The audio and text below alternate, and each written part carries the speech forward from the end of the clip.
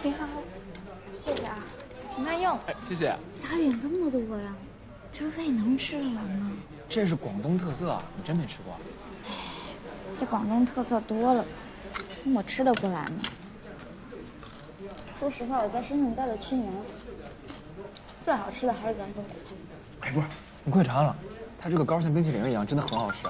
吃吧你，吃完先别想走，我告诉你。哼，看去吗？不用傻看呀。艾特我的呀。王姐还挺热心的啊。这么热心，干嘛不私信发你啊？非发群里。有逆情啊？没啥，我们这个组呢，最近走了一个高级投资经理。啊。我跟王姐说好了要公平竞争，结果，嗨，你就甭管了你就知道，你现在呢就刚来，也是个新人啊，这行业呢什么都不知道，能力呢也就那样。但是吧，有嘴没有枪，他会去想拉拢一下你。那照你这意思，我这么重要的话，你怎么不拉拢我呀？你可拉倒吧我，咱俩这还说啥呢？我就请你吃饭。不过食材点。啊。想喝酒吗？整点吧。服务员，哎，酒单。哎，看一下这边，有什么特色推荐呢？我们店里有一款果味气泡酒，我个人特别喜欢，要不要尝尝？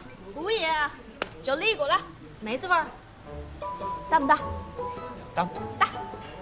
小翠儿，哎，2瓶梅子味气泡酒1瓶就好。送杯雷的。多谢你啊！客气啥呀，吃吧。谢谢啊。来，谢谢。好呀，唔緊要，請慢用。请慢用。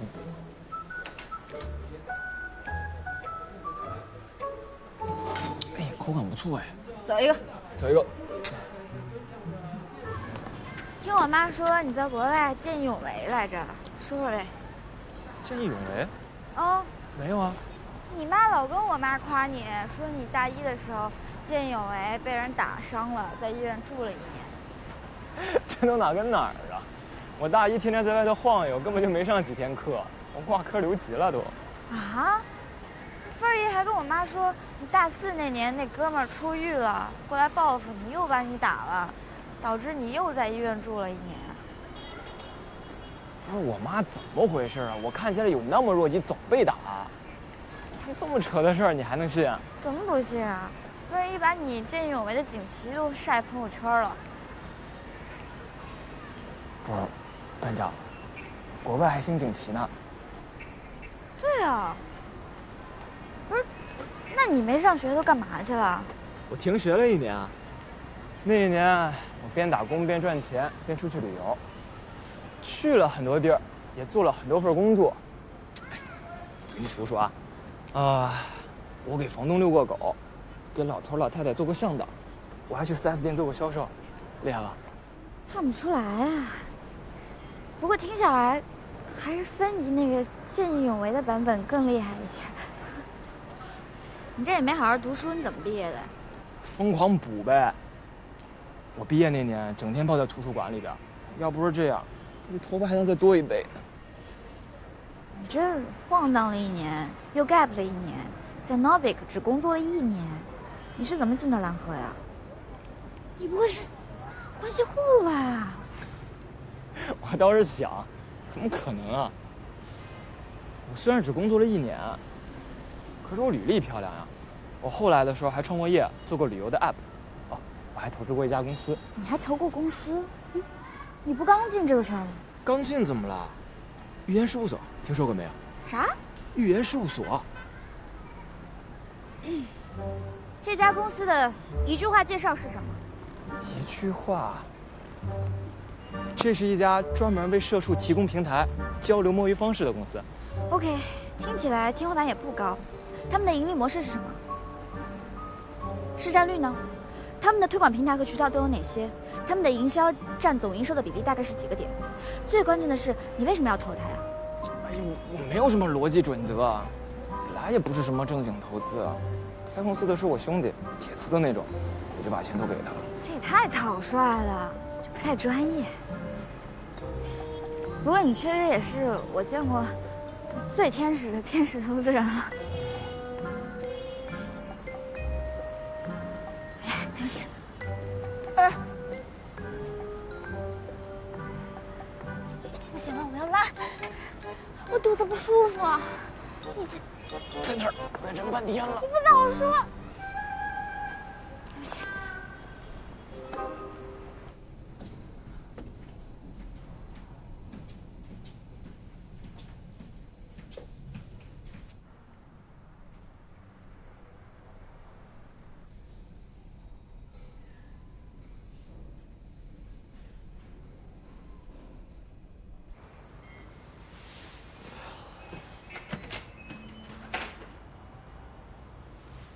回来了，哎，这我该走了，再不走就赶不上。箱子我都给你收拾好了啊。啊，那个，我可能去不了了，对不起。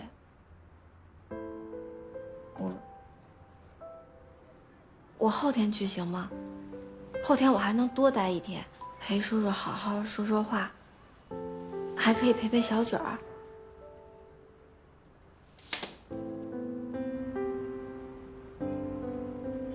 我后天一结束就过去啊。回工作吧。那你到了发微信。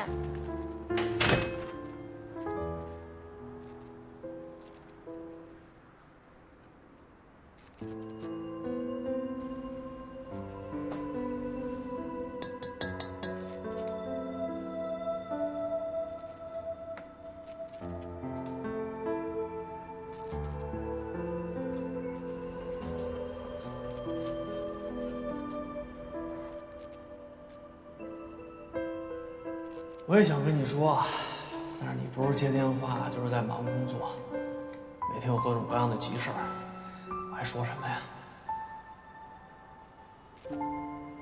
徐英听说你跟兰要牵连名款，正不惜一切代价要阻止这件事情。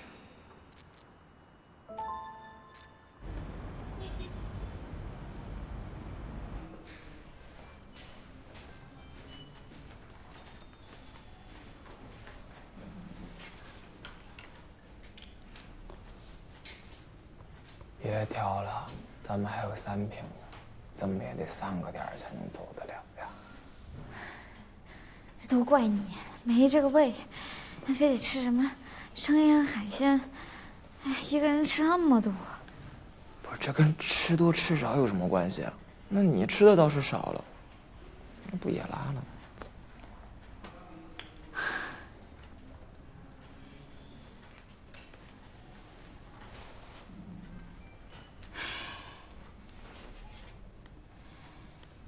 那你坐呀。我这上吐下泻的，我太难受了。下次再说吧，这次不走了。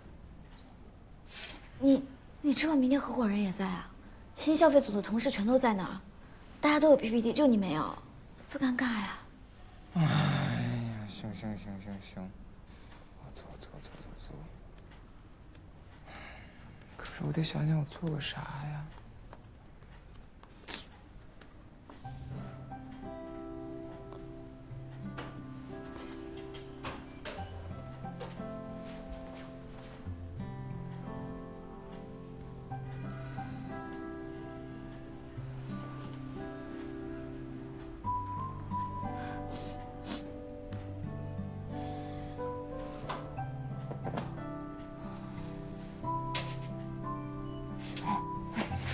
别睡了，赶紧写点吧。我没睡啊，我都已经做好第2页 PPT 了，没睡。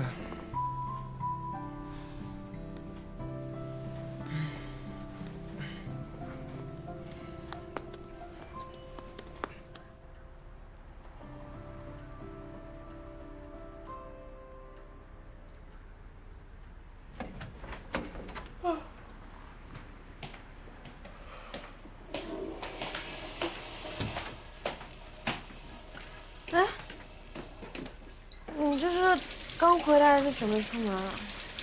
等回来还要出去，有2个很重要的汇报。哎呀，你这样你先睡会儿，我给你点外卖。别，什么都吃不了了。啊？哎呦！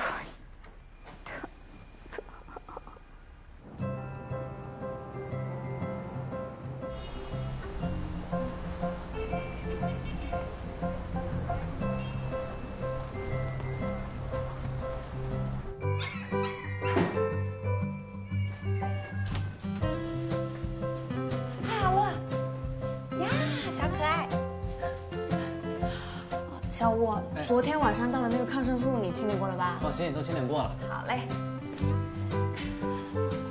早啊，张医生。早。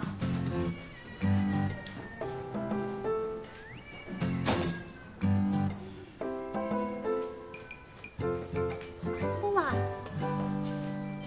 值班表我已经更新过了，剩下小可爱们的厕所就交给你了。好的，放心吧。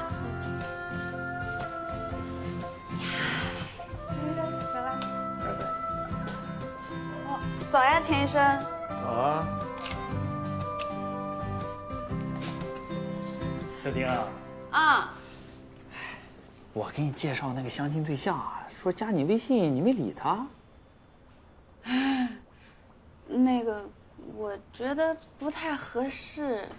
都还没聊过，没见过，怎么就不合适了呢？上次那个律师，你也是没聊2天就说不合适。那个我聊了，但我跟他怎么聊，他都能挑毛病，还说我幼稚，什么，啊，逻辑混乱。那这次这个呢？为啥连微信都不通过了呢？这个，啊，我不喜欢他的头像。头像？头像怎么了？他的头像是碗牛肉面。哎呀，主要吧，他把那碗牛肉面拍的没构图、没角度。那这又说明什么？说明他审美不在线啊！你这个单身，院长早。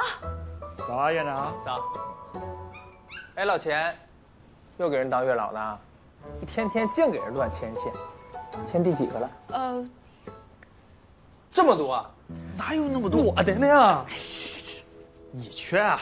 我还等你给我介绍。哎，老钱，正经的我。老钱。啊，对了，小丁，我之前跟你说那个朱医生啊，可能晚些天到。怎么了？我帮他办公室准备好了。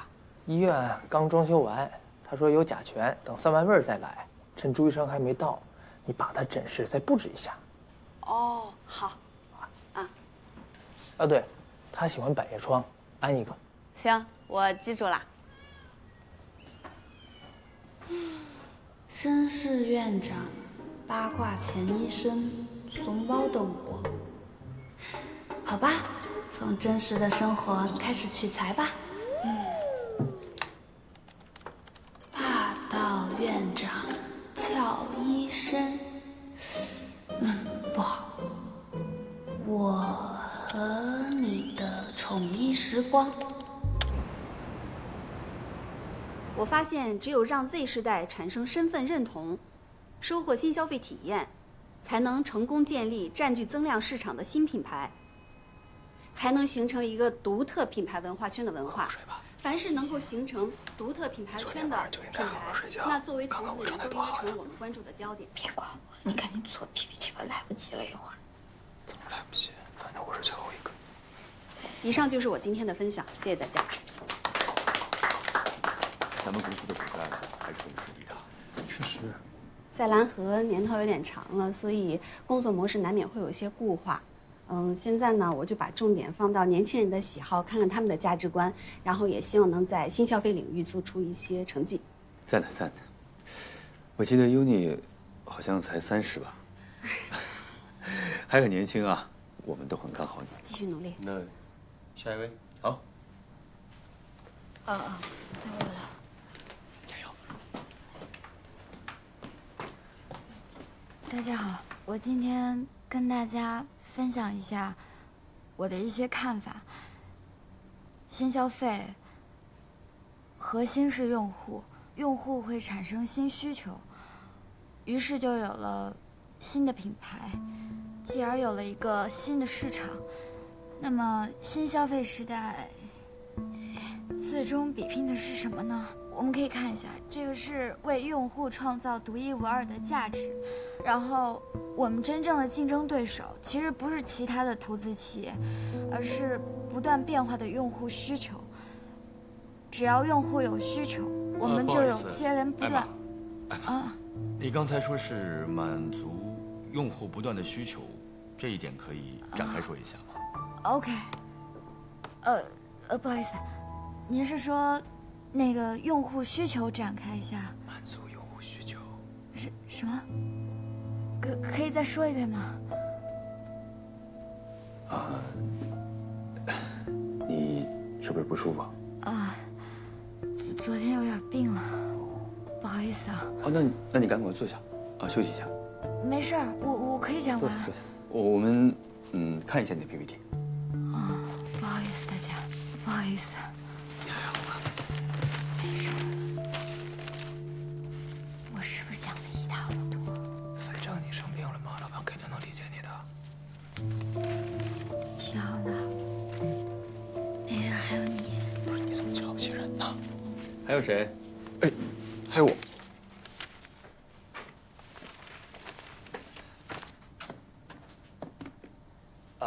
大家上午好，我是新来的齐颂。昨天 Chris 带我来的时候 Q 到我说我也要分享一下，我自己回去想了想，最终决定跟大家分享的课题是新消费主义的困局。我为什么会选择这个课题呢？现在很多品牌对于营销额、销售额的这个措辞呢，已经变成了正在缓慢增长。他们都提到了一个共同问题，就是过度的把注意力集中在品牌营销的策略上，而忽略了一个品牌核心的竞争力，其实就应该是产品本身。什么样的产品能够称之为好的产品呢？我个人认为，一个好的产品，它最需要具备的核心条件就是它能够为消费者带来新的。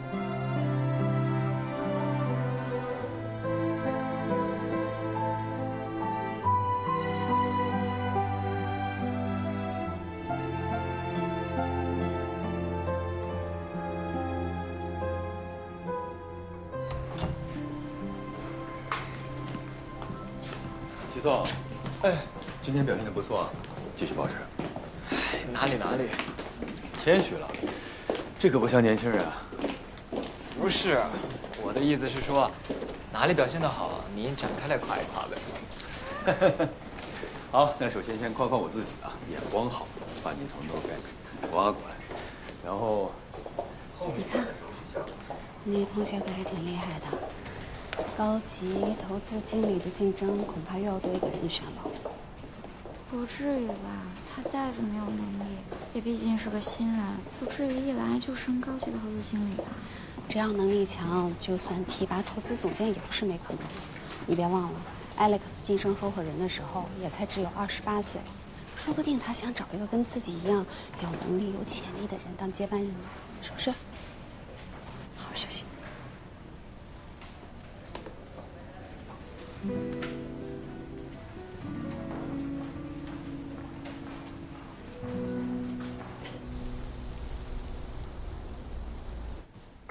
亲，张总，时间差不多了，我们可以出发了。哦，好，你去提醒梁爽把那个蓝的方案拿着。爽姐一早就发给我了，我已经打印好了，我给爽姐发信息了，直接内围公司见。哦，走。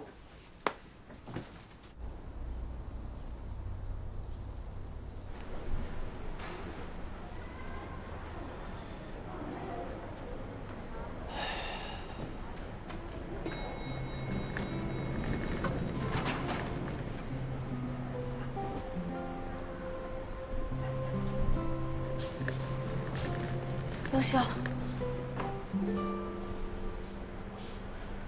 叔叔进去了。不是，你来干嘛呀？你来了，你工作怎么办呀？管他呢，你更重要。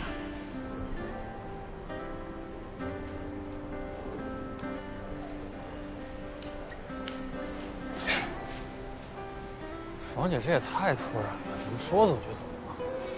可惜他没来，不然就能看到我们花那么多钱给他投了广告了。你好，去17楼。麻烦对个记。还没开始谈吧？我想补充一点，给你发信息。谢谢。不过好在他这个方案做的还不错，我们按着说应该没什么问题。我为什么要按照他说的做呢？哎，他是老板，我是老板啊。说不准全品类，哦，好，我忍了。我帮他找品牌做联名。老板做到我这份上没谁了吧？现在倒好，说不来就不来了，把我当什么？真是瞎了！我签了这么个恋爱脑。那咱们一会儿怎么谈？他有方案，我没有啊。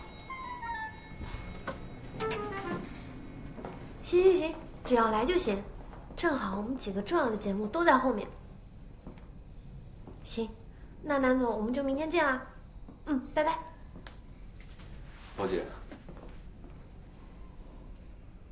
你怎么才来啊？他们都开始排练了，给你打电话你也不接的。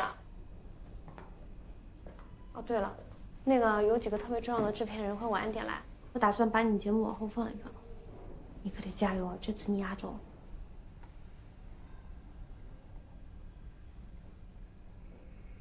怎么了呀？宝姐，我有事要跟你说。解约？好的，那为什么说这个呀？有个电影邀请我去做男二，机会挺难得的，我不想错。那你去啊，跟汇报演出又不冲突，为什么要解约啊？他们马上开机了，汇报演出我可能参加不了了。哦，时间的问题是吧？没事，我可以帮你去协调啊。我说得很明白了，我要解约。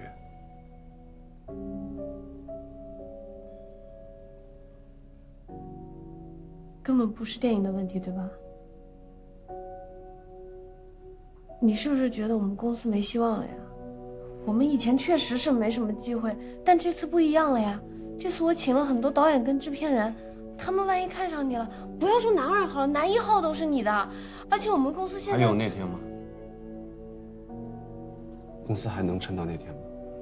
改场地，不请家长，取消晚餐，这不都说明这个公司已经撑不下去了吗？哎呀，这些事儿不用你操心，我有办法的。你就别硬撑了。特产真是你爸买的吗？公司的账上还有钱吗？这些都是可以解决的问题，而且咱们当时不是说好了吗？遇到什么困难都要一起面对，千万不能退缩。一起面对，还是一起等死？你说什么呢？现在这些都只是黎明前的黑暗啊！我们大家一起努力了这么长的时间，你怎么能说放弃就放弃呢？而且我们……宝姐，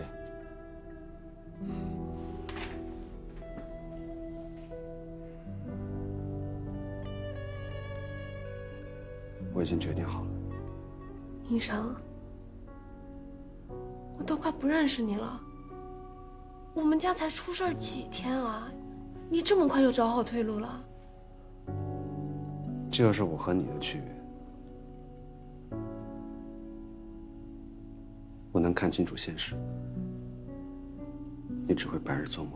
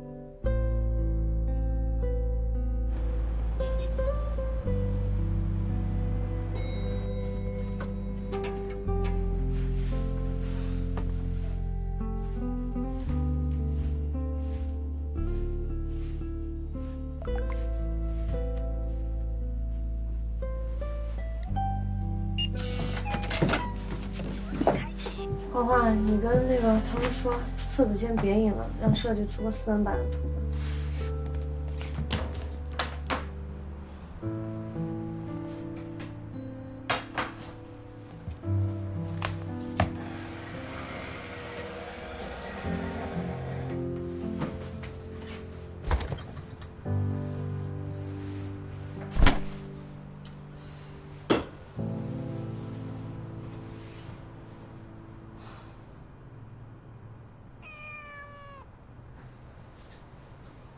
Hello， 呼噜，我发你的大纲，你看了吗？啊，那个呀，我看了，是4个男医生都爱上了行政小妹妹的玛丽苏故事吗？嗯。那3个男主形象太扁平了。嗯。只有院长晋南比较立体。我呀，能看出来你对男主还是比较有感情的，但是我有点不懂，为什么院长会喜欢这个女生呢？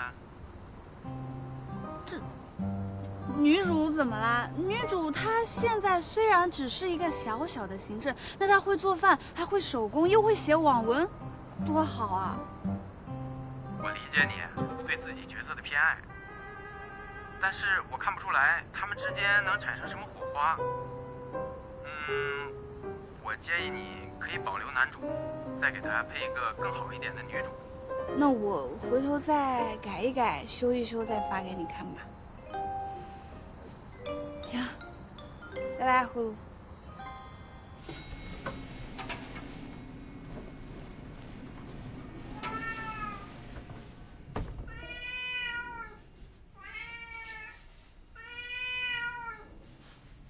狗哥，你怎么自己在这？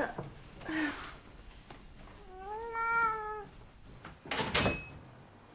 哎，回来了。你怎么不关门啊？狗哥都在外面啊，他万一丢了怎么办？啊，对不起，我刚没注意。没注意？你什么都不注意，门也不关，东西吃完也不收。那天马桶被你弄堵了，你都不知道。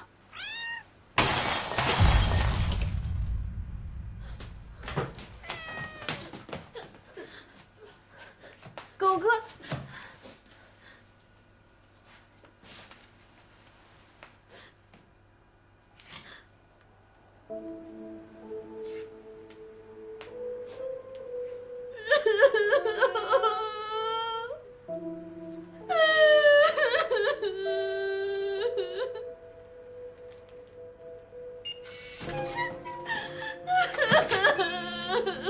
咋了？妈把这都砸碎了。他没关门，狗狗都跑出去了，那要狗狗丢了怎么办呀？你知道你的猫每天到处乱跑，我一开门就跑到我床上，到处都是猫毛。现在把东西也打碎了，你知道这东西对我们来说很重要吗？你看它都哭成什么样了，你能管管你的猫吗？那你能管管你同学吗？啊，吃完东西不收，那个马桶堵了也不通，只知道拿冰箱里的饮料，关哪也不知道放。冰箱里会自己长饮料吗？我每天跟在他屁股后面捡这个收拾那个，我还要给他放饮料，我又不是他保姆。哎，谁说他拿了？你拿了吗？拿了。说猫呢？说什么饮料？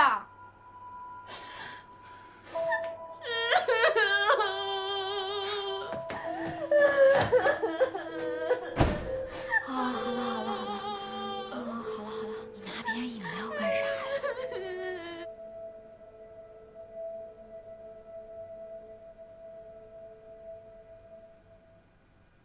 你不厉害吗？还钱！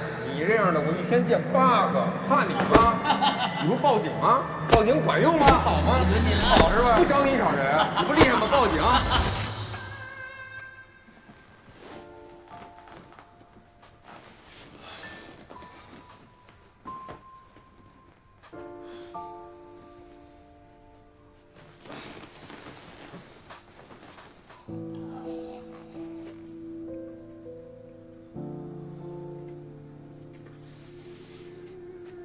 放心吧，都好着呢。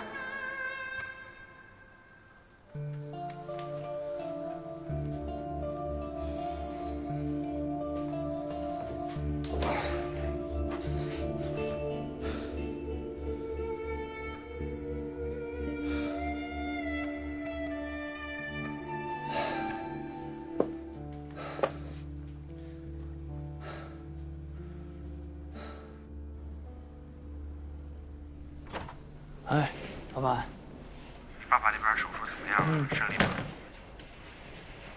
手术非常成功，病理报告什么的都是很正常，可算是松了口气了。之前把我急坏了都。那就好，那就好。我给你打电话呀，是有一个着急的事儿跟你说。您说。那个《世界》杂志啊，又出了一个大型的外拍活动，跟着茶马古道的那个马帮走，去采风，非常难得的机会。这是好事儿啊，让我去呗。所以啊，这不就给你打电话了吗？事儿啊，绝对是个好事儿，就是时间长，前后啊，差不多要1年时间。这么长时间呀？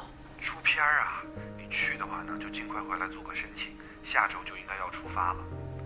优秀啊，上次北线大项你就错过了，这次你可得好好考虑啊。得嘞，那我考虑考虑。成，那你考虑好了给我消息。嗯，好，老板再见。拜拜。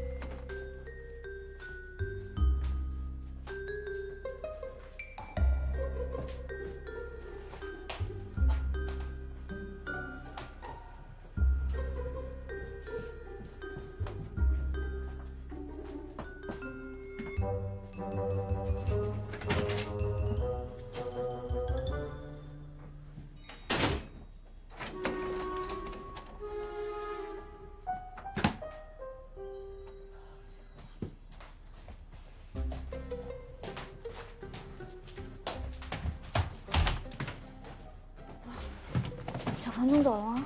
走了，我听到他走我才敢出来的。这日子怎么过呀？他不3班倒吗？要是之后都是夜班就好。都怪我不该跟人家吵架，都怪我，前几天心情不好，不小心把架给吵大了。罪魁祸首就是那个齐颂，那发小啊？发什么小啊？我跟他中学3年说的话，还没咱俩一个晚上说的多呢。主要是我之前还把人当小弟，就没想到人家能力那么强，丢死人了！你那小弟还好，你看看我那小弟直接就跑了，还有1个礼拜就要汇报演出了，我可咋办呀？哎，你说，如果这个被子一盖，就世界末日，那该有多好呀！清醒一点。末什么日啊！我今儿还提报会呢，我得一雪前耻。你赶紧打起精神来吧，离了个小弟，地球就不转了。对，得转。那没了他，地球照样转。我已经找到人代替他了。还真删啊！你跟我有仇啊？排个练要这么大力气？我给你真实的刺激，你都演成这样。我要是假删，你得假成什么样？那你知不知道你还抢我台词了？你还把口水吐到我脸上了！你能不能别总在我面前影响观众视线了？我发现你们几个真有意思啊！你们没有一个反应是对的，你们到底会不会演戏？你会不会演戏？我去厕所。嗯。你们几个刚刚开始排练，有磕磕绊绊很正常，咱们还有时间可以慢慢磨合，行不行？有什么好磨合？他比音响差远了。就是，宝姐，咱们这次汇报演出还办吗？我听说很多大牌嘉宾都来不了了。这些不用你们操心，你们只要好好排练就行了。确实有些负责人因为时间冲突没法来，不过我已经请了别的平台负责人，不用担心。可是我还是想跟音响演戏，平时都是他带我们入戏，换其他人很难投入。你以后就只跟音响拍戏是吧？行了啊，别胡搅蛮缠，好好排练。音响，他不会再回来了。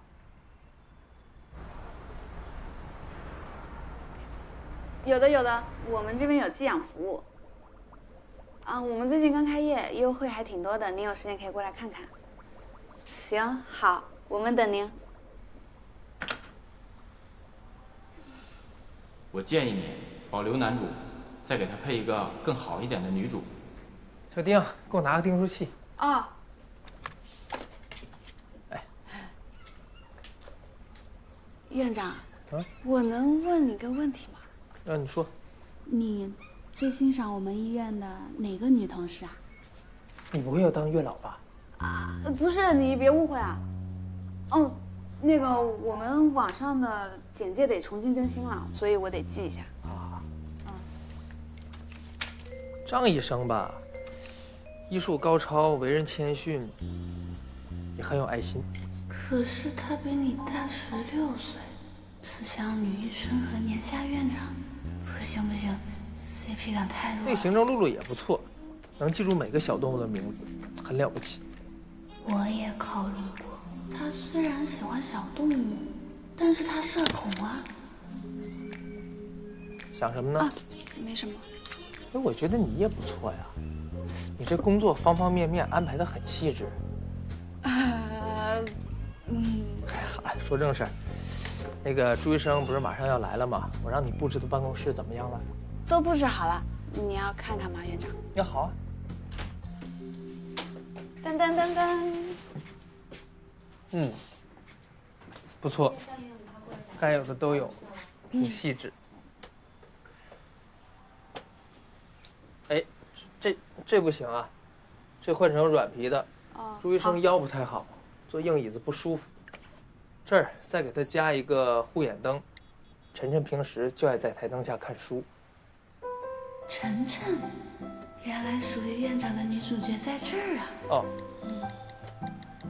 晨晨不喜欢花，给他换成仙人掌，他就像个仙人掌。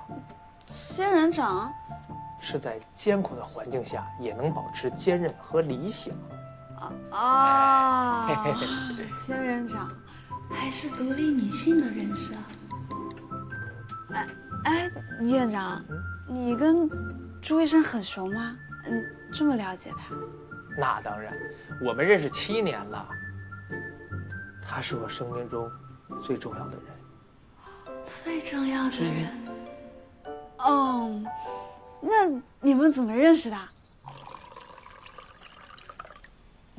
我们俩上大学就认识了，当时是同一个研究生导师。5年前的夏天，他在嘎松村考察。这个就是晨晨。当时啊，这地方突发狗瘟，晨晨一进村就被村民都包围了。当时这村民啊，特别害怕狗瘟蔓延，要把那狗全都杀了。晨晨就挡在村民面前，我告诉你们，狗瘟不会传人。哇，孤单女英雄。其中，这一条狗的主人就是画这幅画的小孩。那朱医生很勇敢啊！勇敢什么呀？他自己解决不了，给我打电话，我立马就飞了过去。最后啊，是我们俩一起把这个狗瘟解决的。英雄救美这情节也……我们还一起做饭呢。当时晨晨不会生火，把这屋子弄得全是烟。动作后来没办法，美食又浪漫，这也太适合写进我的故事了。干家务的确不行。像他这样的学霸，很少会报考动物医学。他是我见过为数不多真正热爱这行的人。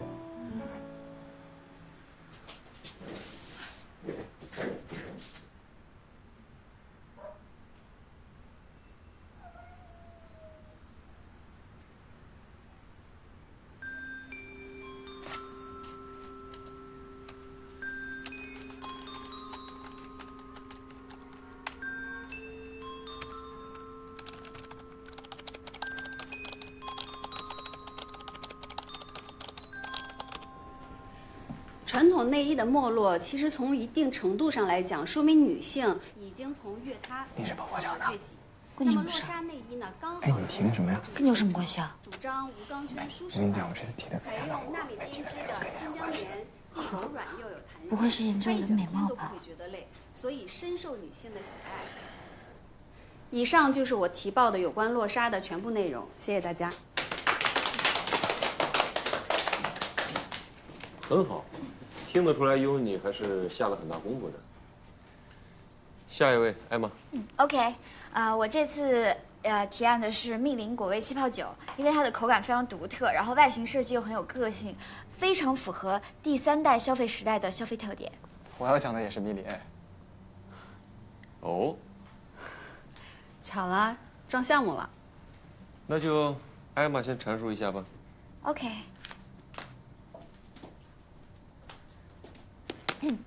我当时找到这个品牌是在一次吃生腌海鲜的时候。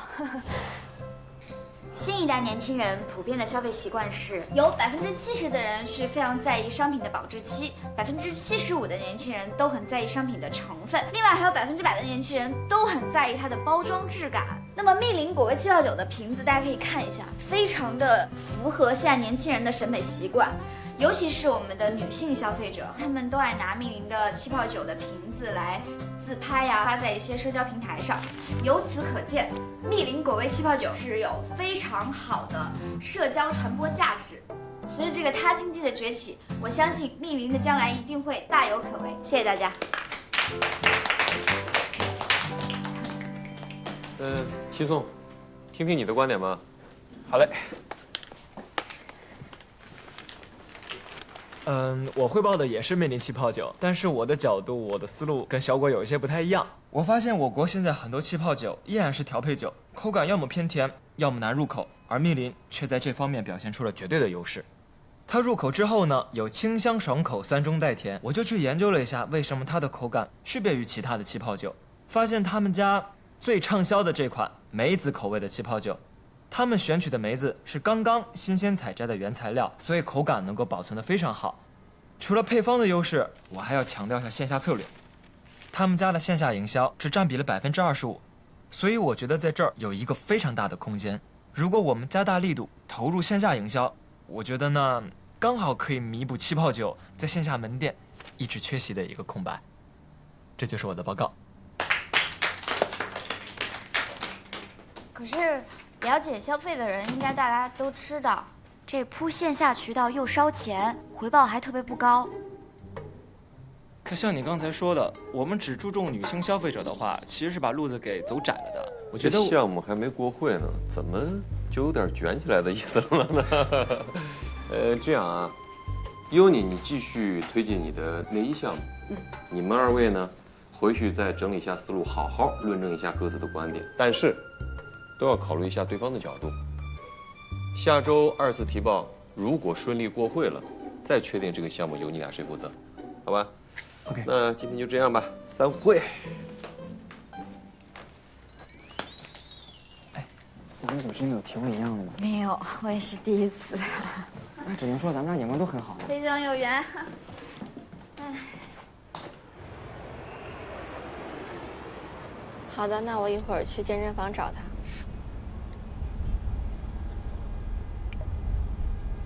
哎，我一会儿得先回趟公司。明白。小浩，一会儿先送爽姐回公司。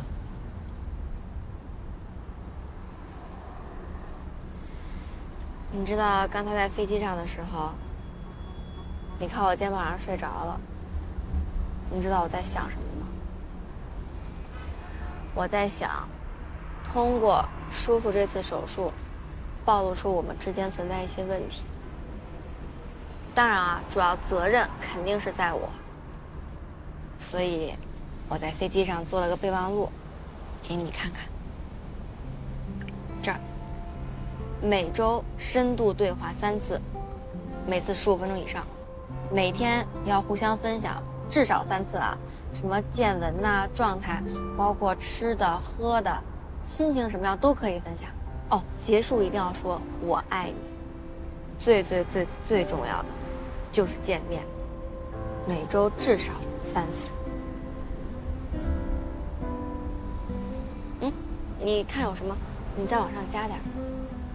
这些都是你在飞机上弄的，不错吧？我这个爱情管理大法，这都是我多年卖货总结的经验。